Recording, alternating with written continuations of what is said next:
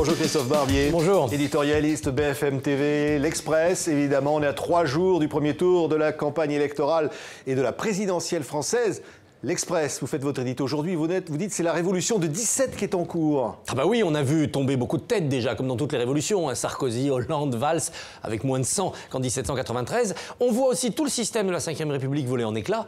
La vieille famille de droite gaulliste et ses épigones est divisée, est en difficulté, et la gauche est complètement explosée. Donc on a une révolution de ce clivage droite-gauche, dépassée par Macron et droite et gauche, et contestée par Mélenchon ou par Le Pen, ni droite ni gauche. Et puis on a enfin l'idée que demain sera plus comme avant, qu'on va plus pouvoir fonctionner avec les mêmes institutions, la même culture politique, qu'il faut même remettre en question peut-être nos pratiques démocratiques. Les gens ont envie de consensus, de dialogue au plus près du terrain. On peut plus se contenter de regarder vers le haut et d'applaudir un souverain. Oui, mais vous dites aussi peut-être que le 23 avril, c'est-à-dire dimanche, la France n'aura plus que les yeux pour pleurer. C'est l'expression que vous employez. Ah oui, parce qu'attention, si on a un second tour Mélenchon-Le Pen, il faut imaginer ce que le monde va dire de nous. Les investisseurs vont se retirer, les gens vont considérer que la France est fichue, le Frexit se profilera à l'horizon. Ça sera le début de gros ennuis pour la France. Alors, moi j'ai l'impression que ça ne peut pas arriver parce que c'est deux électorats qui se vampirisent, l'extrême gauche et l'extrême droite. Donc si Mélenchon monte beaucoup, Le Pen va baisser, ils vont se croiser dans l'escalier. Mais aujourd'hui, on a 4 candidats dans un mouchoir de poche, donc le risque est là. Donc ça veut dire qu'aujourd'hui, rien n'est fait, non, véritablement. On voit les tout derniers sondages. Il y a quand même un ordre. Oui, il y a un ordre, Macron est devant et il a durci son électorat, donc les gens se disent, bon quand même, ça devrait passer au moins le premier tour. Il y a un match entre Le Pen et Fillon sur la droite de la droite, parce que Fillon dit aux électeurs lepénistes, attendez, si vous faites un second tour Le Pen-Macron, vous aurez Macron, votez pour moi Fillon, moi je peux gagner la présidentielle, je peux avoir une majorité et je peux faire une vraie politique de droite dure. C'est un peu le baroud d'honneur de François Fillon. Et puis, il y a quand même Mélenchon qui a un plafond de verre. J'ai l'impression qu'il a mangé un peu son pain blanc et qu'un électorat un peu jeune et rebelle... Il a continué de monter. Oui. Mais je crois qu'il a pris tout ce qu'il pouvait prendre à Hamon. Et qu'il n'y a plus beaucoup d'électeurs de Hamon qui sont tentés par Mélenchon. Il peut grignoter encore sur Le Pen. Hein. N'oublions pas qu'il y a du gaucho-lepénisme, des anciens ouvriers communistes qui sont passés à Le Pen, qui pourraient revenir vers la révolution que leur propose Mélenchon. Oui, alors ça veut dire que rien n'est fait, mais vous dites surtout, au lendemain, quel que soit le résultat, au lendemain du second tour, rien ne sera plus jamais comme avant. Non, rien ne sera plus comme avant parce que, quelle que soit l'issue pour Macron, même s'il n'est pas président, il a dynamité le paysage à gauche. Il était inconnu du grand public il y a 3 ans, le voilà en tête des sondages, il n'a pas de parti. Donc s'il est président, on va s'interroger sur les législatives. Peut-il y avoir une majorité Macron mais il n'est pas le seul d'ailleurs à ne pas être sûr de pouvoir gouverner après. Oui, Mélenchon n'aurait pas plus de majorité. Donc il y aura pour la première fois une présidentielle en 4 tours. Les 2 de ce mois d'avril-mai et puis en juin, 11 et 18 juin, les législatives. Et puis si Macron échoue, la recomposition de la gauche va devoir se faire sur de nouvelles bases. De Mélenchon à Macron, ce sont des gauches irréconciliables. Valls avait raison de le dire. Est-ce qu'un homme surgit pour faire le lien entre tout cela? En 69, à la présidentielle, le candidat de gauche de Fer, il a fait 5%. Et Rocard, qui a pourtant fait une belle carrière après, 3%. Donc on en est là, on est en 69 bis pour la gauche. Et en 71, il y a un homme qui a surgi, qui s'appelait Mitterrand, qui a recollé tous les morceaux.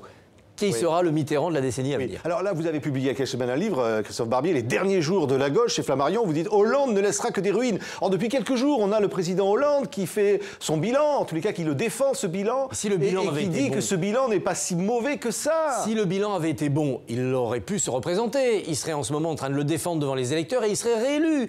Et il peut avoir un bon bilan et ne pas avoir été suffisamment populaire pour se présenter. Non, il y a un très mauvais bilan parce que les 2 premières années ont été une suite d'erreurs. Et quand il a corrigé le tir ensuite, c'était trop tard. Trop tard pour avoir des résultats. Alors peut-être que son successeur va bénéficier du début du commencement de la reprise que l'on voit grâce aux mesures de 2015. Et le quinquennat de Hollande, le bon quinquennat, il a commencé fin 2014 et c'était pas suffisant, c'était trop tard. Mais c'est vrai que, imaginons Macron président, il va pouvoir peut-être prendre le vent de la reprise qui est en train de se lever. On va créer en 2017 plus d'emplois qu'on en a créé depuis longtemps dans ce pays. Le président qui sera élu aura peut-être la chance d'avoir un cycle économique positif. Mais c'est pas garanti. Regardez le monde comme il est dangereux.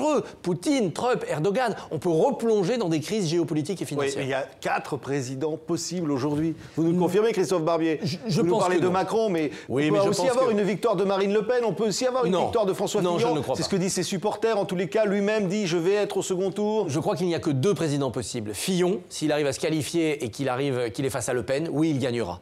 Macron, qui gagnera face à Le Pen ou face à Mélenchon, qui aura du mal face à Fillon, parce que l'extrême droite va venir aider la droite dure. Mais je ne vois pas 51% des Français se porter sur Mélenchon ou sur Le Pen. Il y a quand même des règles arithmétiques. Mitterrand, en 1974, il fait 43% au premier tour. Il a 11 points d'avance sur Giscard et il perd. Il fait que 49 au deuxième tour parce qu'il n'a pas de réservoir de voix. Mélenchon a très peu de réservoirs de voix, il y aura que les 7-8 points de Hamon, et Le Pen n'en a pas à part Asselineau ou Dupont-Aignan. Donc je pense qu'il ne peut y avoir que Macron ou Fillon à l'Élysée le 8 mai. Sauf si les sondages se trompent, encore une fois. Oui, mais les sondages ont commencé à accumuler beaucoup de données, donc leur marge d'erreur se rétrécit.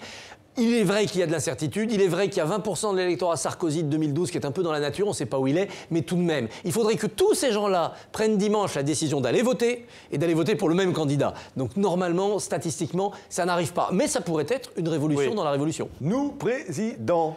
Alors voilà, vous dites, vous, la politique, c'est du théâtre aussi. Parce que alors, vous n'hésitez pas, à partir de ce soir et pendant plusieurs jours, et ensuite la semaine prochaine, entre les deux tours, avec Marc Jolivet sur scène, Salgavo, vous jouez au théâtre la campagne électorale. Bien sûr, Barbier. parce que la démocratie... Vous êtes un sacré comédien. Hein. C'est aussi l'humour, la démocratie. Et il faut pouvoir rire de tout cela, de tout ce dont on débat, et qui est très sérieux, qui est très important. Il faut prendre avec dérision tout cela. C'est vrai, depuis qu'il y a de la démocratie, il y a de l'autodérision, et il faut la prolonger. Alors avec Marc... En vrai, c'est pas nos hologrammes.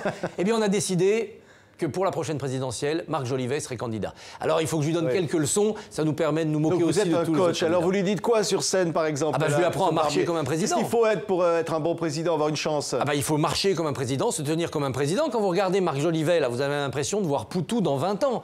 Donc, il faut quand même qu'il se fasse une tête de présidentiable. Il faut apprendre à serrer des mains. C'est un art. Depuis Jacques Chirac, cet art est un petit peu perdu. Et puis, il faut être compétent, mais drôle, sur tous les dossiers, y compris les dossiers les plus angoissants. Donc voilà, on essaye de faire passer un bon moment avec en plus de la musique, on a des trompettes qui nous accompagnent.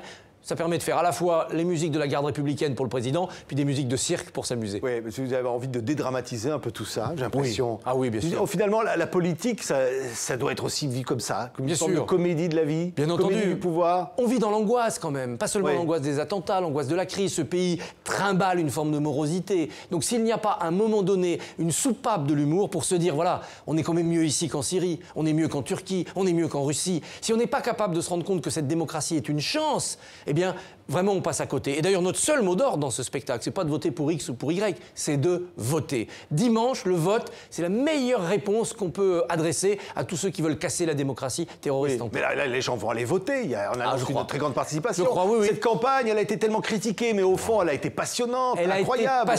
Elle a été passionnante pour des raisons de compétition entre les hommes. On finit avec 4 dans un mouchoir de poche.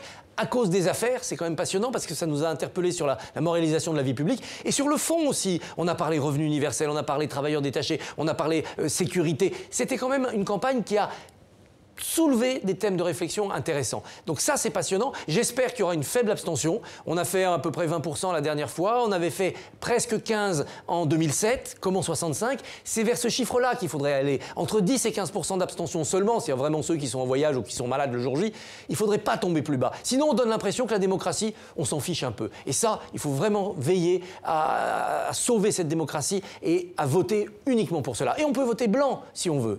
Merci Christophe Barbier. Merci. Nous, président Salgavo, pour aller applaudir donc Christophe Barbier avec Marc Jolivet et puis son dernier livre, c'est Les derniers jours de la gauche, publié chez Flammarion. Merci Christophe Barbier. Merci à vous.